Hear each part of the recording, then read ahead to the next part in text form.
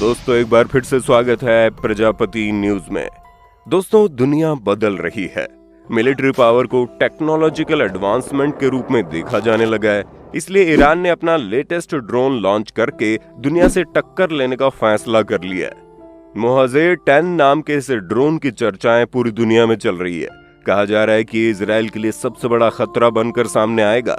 पर आखिर ऐसा क्यों कहा जा रहा है और ईरान अपने इस लेटेस्ट ड्रोन के बदौलत क्या कर सकता है, किस तरह की तबाही मचा सकता है? आज की इस वीडियो में मैं यानी आपका दोस्त विशाल प्रजापति आपको सब कुछ बताने वाला हूँ। बस मेरे साथ वीडियो में इसी तरह बने रहिए। लेकिन हाँ, वीडियो शुरू करने से पहले एक छोटी सी रिक्वेस्ट है। वीडियो के नीचे रेड कलर का सब्सक्राइब बटन दिख रहा होगा, उस पर क्लिक करके सब्सक्राइब कर लें और साइड में बेल आइकॉन भी दिख रहा होगा, उस पर भी क्लिक कर लें ताकि आपको वीडियो मिले सबसे पहले। दोस्तों हैवी पेलोड कैरी करने की कैपेसिटी रखने वाला ये एडवांस टेक्नोलॉजी का अनमैन्ड एयरक्राफ्ट बहुत ही ज्यादा बेहतरीन है। किसी ने कल्पना भी नहीं की थी कि ईरान जैसा देश इस तरह का कोई एडवांस टेक्नोलॉजी वाला हथियार दुनिया के सामने लाकर खड़ा कर देगा।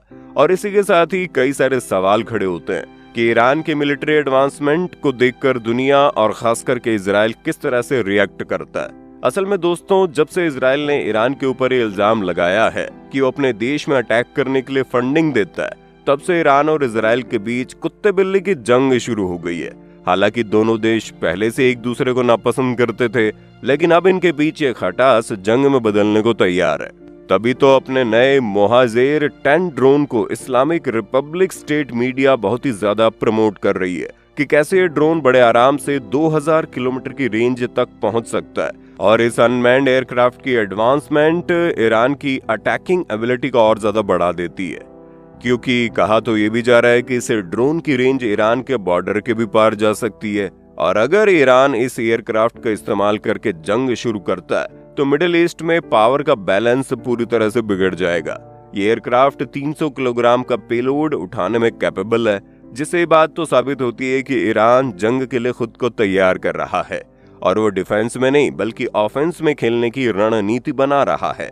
दोस्तों मोहाजेर 10 450 लीटर फ्यूल टैंक के साथ इक्विप्ड है और इसकी मैक्सिमम स्पीड 210 किलोमीटर प्रति घंटे की है। अब एक ड्रोन इतनी तेजी से जब उड़ता हुआ अटैक करता है तो हालात पूरी तरह से बदल जाते हैं। ऊपर से कहा यह भी जा रहा है कि अनमैन्ड एयरक्राफ्ट पूरा दिन हवा में रह सकता है, जो कि इसकी कैपेसिटी को और ज्यादा बढ़ा देता है। दोस्तों स्पीड, एंडोरेंस और एल्टीट्यूड कैपेबिलिटी के परफेक्ट कॉम्बिनेशन से बनकर तैयार हुआ ये ड्रोन सच में लाजवाब है। अगर ईरान का किसी देश से कोई विवाद होता है तो ईरान इस हथियार को इस्तेमाल करने में रत्ती भर भी नहीं सोचेगा, क्योंकि वैसे तो दुनिया भर के देशों के पास एडवांस्ड टेक्नोलॉजी के एयरक्राफ्ट हैं जो जंग के मैदान में जीत दिलाने के लिए काफी हैं। लेकिन ईरान ने जब से इस ड्रोन हथियार को लॉन्च किया तब से दुनिया इसी की बातें कर रही हैं, क्योंकि इतना ज्यादा एडवांस हथियार हवा में बिना किसी इंसान के जब उड़ेगा तो किसी का भी खात्मा कर सकता है। दोस्तों इस ड्रोन हथियार में स्मार्ट बॉम्ब मौजूद है जो बिल्कुल पिन पॉइंट एक्यूरेसी के साथ चलते हैं, यानी कि अगर एक बटन दबाई गई तो उसमें मौजूद बम बिल्कुल उसी जगह पर जाकर गिरेगा जहां पर ईरान वार करना चाहेगा। यानी कि अब ईरान को कहीं पर भी बम दागने के लिए उस जगह पर बम फिट करने की जरूरत नहीं है, ना ही लोगों के शरीर में बम लगाकर उन्हें विस्फोट कराने की जरूरत है। अब वो बिना किसी डर के इस ड्रोन हथियार के जरिए बम विस्फोट कर सकते हैं। दोस्तों वैसे तो ईरान काफी छोटा देश है, लेकिन अपने मिलिट्री पावर को मजबूत बनाने में कोई कसर नहीं छोड़ता। लगातार एडवांस्ड टेक्नोलॉजी का इस्तेमाल करके हथियारों को तैयार करना शुरुआत से ही ईरान की रणनीति रही है, क्योंकि ईरान कभी नहीं चाहता कि कोई दूसरा देश उसे छोटा और कमजोर समझकर उस पर कब्जा जमा ले। उल्टा ईरान अपने आप को ताकतवर बनाने के लिए पड़ोसी देशों पर वार करने से भी पीछे नहीं हटता। और यही सब कारण है कि अपनी इसी पावर को बढ़ाने के लिए ईरान ने मोहाजेर 10 को दुनिया के सामने प्रस्तुत किया है।